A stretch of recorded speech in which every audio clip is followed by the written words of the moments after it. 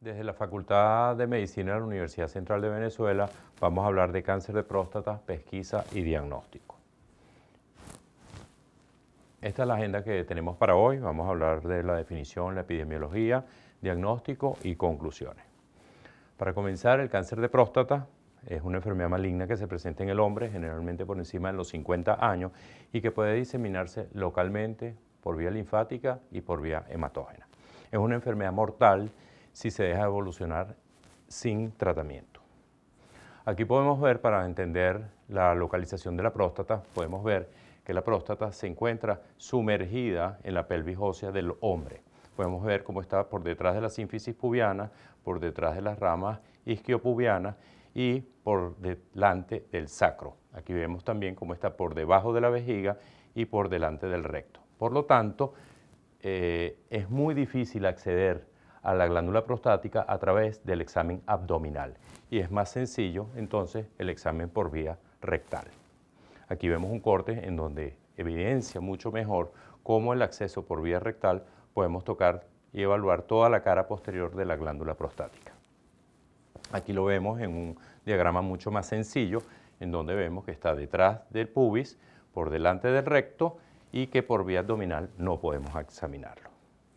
Es muy importante también que sepamos que la glándula prostática tiene dos zonas muy importantes a entender. La que está en color rojo es la zona de transición y es la que le da el asiento a la hiperplasia prostática benigna. Y que la zona maligna de la próstata es esta zona azul o agua marina, que es lo que se llama la zona periférica. Esto nos hace entender que cuando hay un crecimiento de la zona transicional o hay una hiperplasia prostática benigna es cuando el hombre va a tener mucha sintomatología.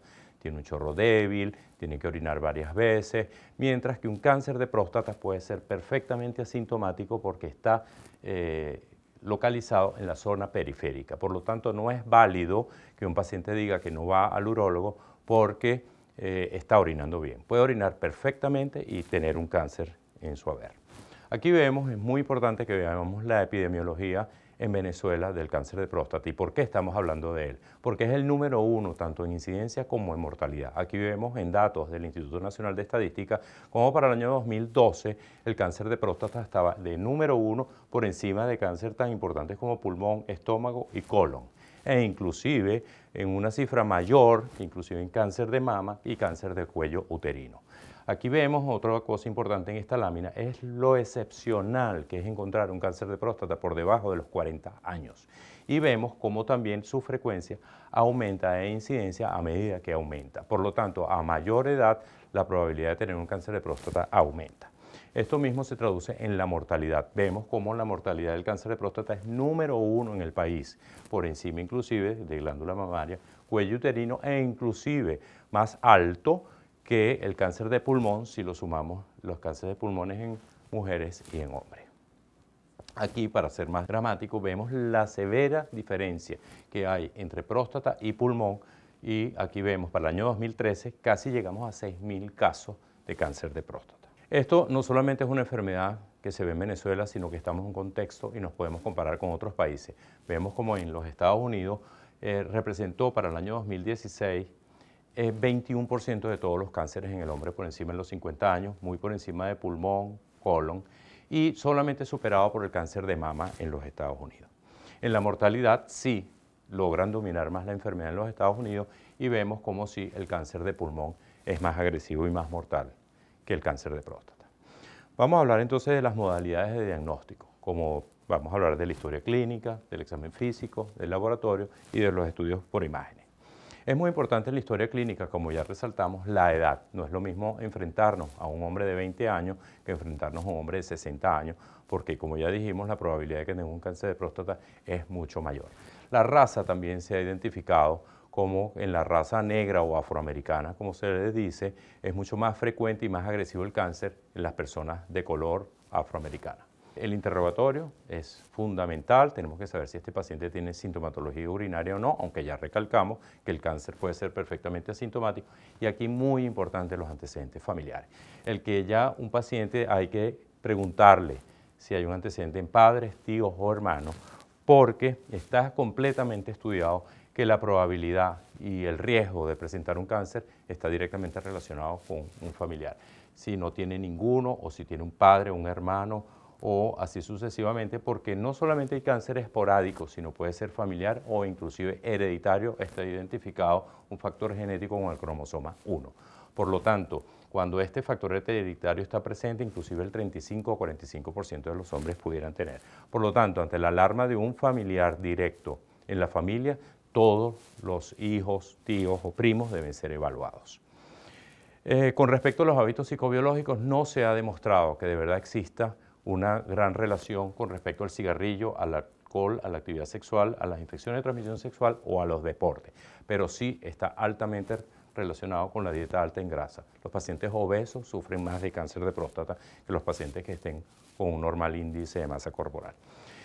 ¿Cómo buscamos este cáncer de próstata? La pesquisa significa buscar en una población sana una enfermedad que puede estar.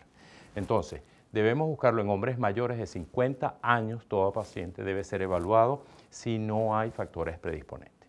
Cuando hay factores predisponentes que ya mencionamos, se debe comenzar a los 40 años con esto. ¿Y cómo se debe hacer? Con el antígeno prostático total y el tacto rectal. Todos estos pacientes, lo primero que vamos a hacer después del interrogatorio es examinarlos. Esta es la manera más sencilla de examinar a un hombre. Usamos un dedo, el guante, usamos lubricante y muy delicadamente vamos a tocar toda la superficie posterior de la glándula prostática, en donde inmediatamente, a través de nuestra experiencia, vamos a notar si existe algo diferente a la normalidad. Esa es la posición, por lo tanto es un examen de verdad bastante rápido, muy sencillo y no doloroso o poco doloroso, solamente molesta. ¿Qué es lo que vamos a buscar en este examen? Justamente puede haber un cáncer, como ya lo dijimos, y que no se palpe, pero puede haber un cáncer que ya lo podamos palpar, ya sea un poco de mayor extensión. Recuerden que comienza en la glándula prostática y se empieza a crecer, como ya dijimos, tiene una diseminación local, después linfática y hematógena, y esto es a lo que no quisiéramos llegar. Pues ya vemos una enfermedad que puede invadir el recto, que puede invadir la pelvis e inclusive las vesículas seminales. Y posterior, con una diseminación linfática o hematógena, puede llegar inclusive a tener metástasis óseas. Esto es lo que no quisiéramos nunca tener. Esto es lo que llamamos nosotros una enfermedad local avanzada y el término para este tacto es una próstata nodular pétrea. Esta es la clasificación en donde siempre ubicamos. La clasificación T1, a grosso modo, es aquella en donde sospechamos que hay un cáncer, pero que no lo palpamos, por lo tanto es una enfermedad muy localizada. El estadio T2 es en donde sí se palpa algo, pero sabemos que está dentro de la glándula prostática, y ya cuando hablamos del estadio clínico T3 es que esta enfermedad ya rebasó la cápsula prostática y están involucrados los tejidos extraprostáticos. Y la enfermedad T4, bueno, ya cuando la enfermedad es tan masiva que realmente está fijo en la pelvis. ¿De qué nos basamos en el laboratorio? Tenemos el antígeno prostático total, con sus siglas en inglés, PSA, así lo verán en todas partes, y es muy importante que veamos que es un excelente marcador en sangre, que es órgano específico, solamente se eleva en condiciones en donde esté involucrada la próstata, y que no es un marcador cáncer de próstata específico, o sea, no solamente se eleva en cáncer, sino que se puede elevar en varias condiciones a patologías, como inclusive las relaciones sexuales, el mismo tacto, una instrumentación, en prostatitis, infecciones urinarias, hiperplasia prostática benigna y, por supuesto, en el cáncer. Por lo tanto, es muy importante la interpretación del antígeno prostático. No todo antígeno prostático elevado implica cáncer de próstata. Esto es un diagrama para entender qué es el antígeno prostático. El antígeno prostático es una enzima que debería salir de la glándula prostática y pasar al lumen de la glándula y salir al exterior con el semen. Es una calicreína, pero que en condiciones que alteren la barrera basal de la glándula prostática pueden pasar al torrente circulatorio. En el torrente circulatorio pueden viajar de una manera libre o unido a proteínas. Cuando hay una hiperplasia prostática, la mayoría de la fracción que vamos a encontrar del antígeno prostático es la fracción libre, mientras que en el cáncer la fracción que más se eleva es la unida a proteínas. Por lo tanto, tenemos una fracción unida a proteínas que nos habla mucho de cáncer, y si lo que más hay es una fracción libre, nos hace pensar en hiperplasia prostática benigna. Y hay una relación que sacamos entre ese libre y el total. Si esa relación es menor a 20, la probabilidad de que tengamos un cáncer es alta. Si la relación es mayor a 20, la probabilidad de que tengamos hiperplasia prostática es alta. ¿Cuánto es el valor? Una pregunta que todo el mundo se hace. ¿Cuánto es el valor del antígeno prostático? No existe un valor de verdad específico para que nosotros podamos decir si está normal o no. Generalmente se dice que está entre 0 y 4, pero ¿qué es lo que pasa? Como ya dijimos, que es una glándula que se puede envejecer o sufrir de varias enfermedades, vemos que alrededor de los 50 años debe estar alrededor de 1 nanogramo por mililitro. Alrededor de los 60 años, 2 nanogramos por mililitro. A los 70 años, 3 miligramos por nanogramos por mililitro, y a los 80 años, 4. Por eso es que se dice que globalmente la cifra normal es entre 0 y 4. Pero siempre este resultado total debe ser extrapolado, llevado a la década de vida de un paciente. No es lo mismo tener un paciente de 50 años con 3, lo que inmediatamente al urólogo le diera una alarma, o que tengamos un paciente de 80 años con 1. Está completamente normal. Aquí vemos que todo antígeno prostático por encima de 10 nanogramos, la probabilidad de que haya un cáncer de próstata es hasta del 67%. Y por debajo de 2.5 nanogramos por mililitro, la probabilidad de que haya un cáncer de próstata es muy bajo. Por lo tanto, son dos parámetros muy importantes a recordar: por encima de 10 o por debajo de 2.5. Hay un margen entre 2.5 y 10 que puede estar elevado en las condiciones que ya hablamos: hiperplasia prostática, prostatitis, instrumentación, etc. No solamente tomamos el absoluto o la fracción libre y total, sino también nos ayuda mucho lo que se llama la velocidad del antígeno prostático. La velocidad del antígeno prostático también es un marcador de sanidad, de malignidad o de benignidad de la glándula. Por ejemplo, si un paciente tiene en el 2012 un antígeno en 1 y el año siguiente tiene 2.1, se elevó mucho más que 0,75 nanogramos por mililitro. Entonces, este paciente puede tener 2.1 y darnos una alarma porque el año pasado tenía 1. Entonces, está estipulado que toda velocidad de antígeno prostático de año a año en un paciente nos puede marcar una alarma. No debe nunca pasar de 0.75. Existe también otra manera de estudiar el antígeno prostático, que es llevarlo a la relación del tamaño de la glándula, y eso es lo que nos va a dar la densidad del antígeno prostático. Pero eso ya es mucho, es para que sepan que ese término se utiliza, pero que es de una evaluación exclusivamente por un urólogo. Y hay nuevos marcadores muy importantes que ya están estudiados, como por ejemplo el PSA3, que es un marcador molecular en orina. Vemos cómo este paciente, nosotros le hacemos un tacto rectal, recogemos la orina y lo llevamos a una prueba usando una tecnología que es la quimioluminiscencia. Y esto nos va a dar un índice y nos puede decir si hay baja probabilidad cuando está por debajo de 24 a 30 y de alta probabilidad. O sea que tenemos otros recursos que podemos utilizar además del antígeno prostático. ¿A quién debemos entonces estudiar? ¿Cuáles son los criterios que nos haga pensar en la sospecha de un cáncer de próstata?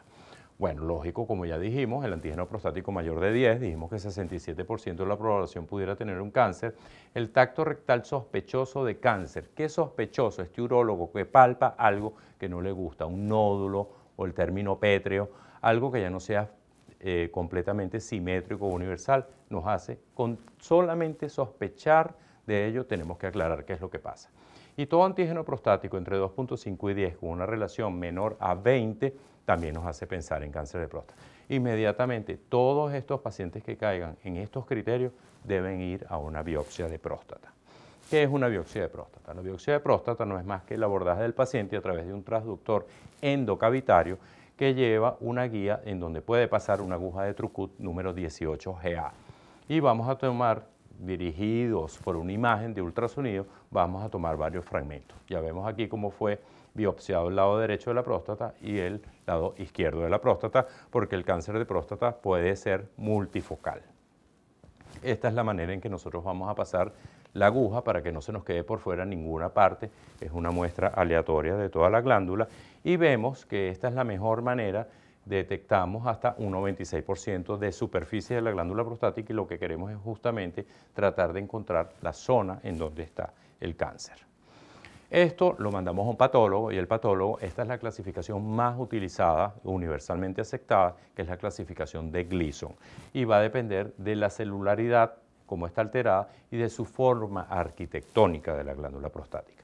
El reporte del patólogo en caso de que consiga un cáncer siempre debe ser muy específico y generalmente en el 95% de los casos es un adenocarcinoma de próstata que puede ser acinar o ductal. Y le va a colocar una clasificación que lo va a llamar igual o menor a 6 es todo carcinoma bien diferenciado.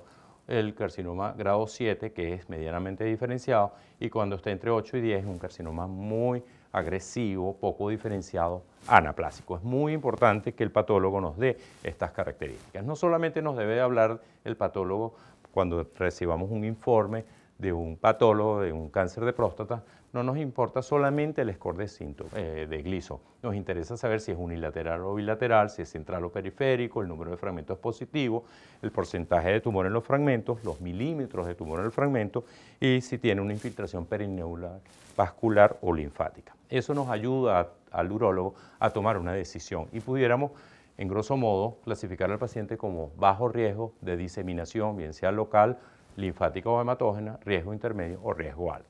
Por ejemplo, este es un caso ideal de detección de cáncer de próstata. Ideal porque está por debajo de 10 nanogramos, tiene un Gleason menor a 6 y el tacto rectal a veces puede palparse o no. Este es un paciente que seguramente con las terapias que tenemos lo vamos a curar. Este riesgo intermedio probablemente necesite más de un tratamiento y caer en una terapia multimodal entre cirugía, radioterapia o bloqueo hormonal, y los pacientes que caen en riesgo alto probablemente son unos pacientes que solamente vamos a ir a un tratamiento paliativo. Entonces, entre las modalidades de diagnóstico, además, como ya hablamos de historia clínica, examen físico y laboratorio, tenemos los estudios de imágenes. La placa de tórax no nos sirve para un carcinoma localizado. Vamos a ver que el paciente puede tener un cáncer y tener una placa de tórax normal, pero es muy importante siempre solicitarla porque sí pudiéramos tener algún hallazgo de metástasis en pulmón, que es uno de los sitios diana al cáncer de metastásico de próstata. O inclusive nos podemos llevar una sorpresa con una placa de tórax en donde pudiéramos ver una diseminación masiva pulmonar. El ultrasonido es muy importante porque quisiéramos evaluar todas estas características para ver si logramos encontrar lesiones hipoecoicas. Una lesión hipoecoica, la probabilidad de que tenga un cáncer de próstata es del 35%. Pero nos hemos dado cuenta y hemos aprendido que puede haber cáncer también con lesiones mixtas, isoecoicas o hiperecoicas. Por lo tanto, el ultrasonido es muy difícil su interpretación para cáncer en una escala de grises o inclusive con ecodoppler color, y por eso es que nosotros las biopsias dirigidas por ultrasonido tienen que ser randomizadas aleatorias a toda la glándula porque no existe un foco preciso de cáncer de próstata. La tomografía axial computarizada tampoco es un estudio perfecto para cáncer de próstata, no tiene una sensibilidad ni una especificidad alta y por lo tanto siempre la tomamos para ver si hay ganglios, a estudiar, pero no es tampoco algo que nos hable específicamente de cáncer. El gammagrama óseo siempre lo pedimos ante la posibilidad de un tumor metastásico a hueso, porque vemos que a través de este trazador vemos cómo sí podemos evidenciar focos de metástasis múltiples en los huesos. Para terminar, la resonancia magnética es el estudio que está actualmente muy de moda porque nos va a dar unas características anatómicas o funcionales y con toda esta secuencia, bien sea anatómica o funcional, a través de difusión, espectroscopía y contraste endovenoso, nos va a dar lo que se llama la resonancia magnética multiparamétrica. Y en ella sí nos puede hablar, inclusive ya se está diciendo que el cáncer de próstata se puede ahora hasta ver a través de este estudio. Aquí lo vemos en la secuencia ponderada en T2, aquí lo vemos con la espectrometría y aquí vemos con la inyección del contraste. Y todas nos dicen dónde está este cáncer. El radiólogo, el que sea especialista en resonancia magnética, nos puede decir, y utilizando la clasificación de PIRADS, que significa el reporte y la database de imágenes encontradas en resonancia magnética para cáncer de próstata, y nos puede decir si es un PIRAD 1, 2, 3, 4 o 5. Y nos puede decir no solamente que tiene el cáncer, sino la probabilidad de agresividad de un tumor. Si a nosotros nos dicen que hay un PIRAD 5, ojo con este cáncer. Es sumamente agresivo y tenemos que ir a la biopsia de esa detección, de esa lesión que nos dio en las imágenes pasadas. Si el radiólogo nos dice que el PIRAD es 1, pudiéramos tomar en duda si deberíamos hacer una biopsia o no, porque si nos aparece un cáncer de próstata, nos está diciendo que es clínicamente poco significativo y pudiéramos causar más daño que beneficio. Por lo tanto, podemos concluir que el cáncer de próstata es el número 1, recordar para la casa, en incidencia y mortalidad en Venezuela para el año 2012 y en hombres mayores de 40 años. El cáncer de próstata es asintomático en sus estadios iniciales. Recordar que el antígeno prostático total es un excelente marcador de patología prostática, que el tacto rectal es fundamental para el diagnóstico del estadio clínico. El diagnóstico de cáncer de próstata se hace a través de la biopsia transrectal y que la resonancia magnética multiparamétrica es una excelente herramienta de diagnóstico.